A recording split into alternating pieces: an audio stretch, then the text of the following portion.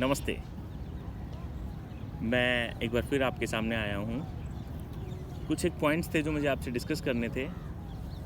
मेरे बहुत से मित्र ऐसे हैं जो बुक पढ़ना चाहते हैं लेकिन पढ़ नहीं पाते हैं। बोलते हैं कि टाइम कैसे निकालें, जॉब भी चल रही है, फिर ऑफ़िस का काम भी, फिर घर का काम भी और बहुत सारे पज़ल हो रखे हैं।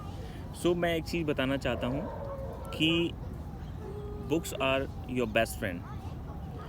अगर आप बुक पढ़ते हो तो बहुत सारा कंटेंट आप समझते हो, बहुत सारा कंटेंट आप गेन करते हो, बहुत सारी लर्निंग आपको होती है। और मुझे ऐसा लगता है कि हर एक इंसान का अपना एक वैल्यूएशन होता है। कई बार आपने देखते हैं कि किसी को सैलरी 5,000 मिलती है महीने की, किसी को 5 लाख, 5 करोड़, पता नहीं कितना मिलता है। So it is all about the valuation. So valuation को का अपनी वैल्यूएशन को अपग्रेड करने के लिए किताबें बहुत इंपॉर्टेंट रोल प्ले करती हैं। जैसे कि मैंने अपना एक रूल सेट कर रखा है पिछले 3 साल से कि मुझे डेली बेसिस पे 10 पेजेस पढ़ने होते हैं और मैं डेली बेसिस पे पढ़ता हूँ एक्सरसाइज के बाद।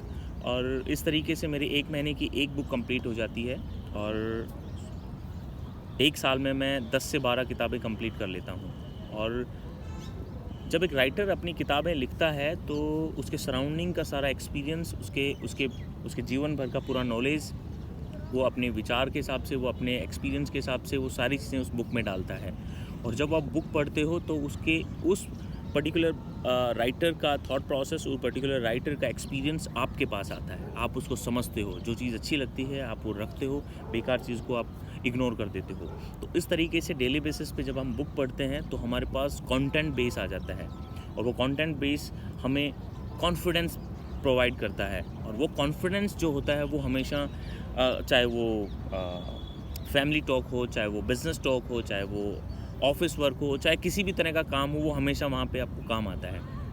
सो मुझे ऐसा लगता है कि हम अपने बिज़ी शेड्यूल में से 10 मिनट, 15 मिनट और 20 मिनट या 30 मिनट हम निकाल सकते हैं। और हम इनिशियली अगर हम थोड़ा-थोड़ा किताब पढ़ना शुरू करते हैं, इनिशियली तो हमें इतना हैबिचुअल रहते नहीं हैं, लेकिन टाइम टू टाइम हम लोग जब किताबें पढ़ना स्टार्ट करते हैं, तो इनिशियली 1-2 महीने हमें लगता है कि इट्स क्वाइट बोरिंग।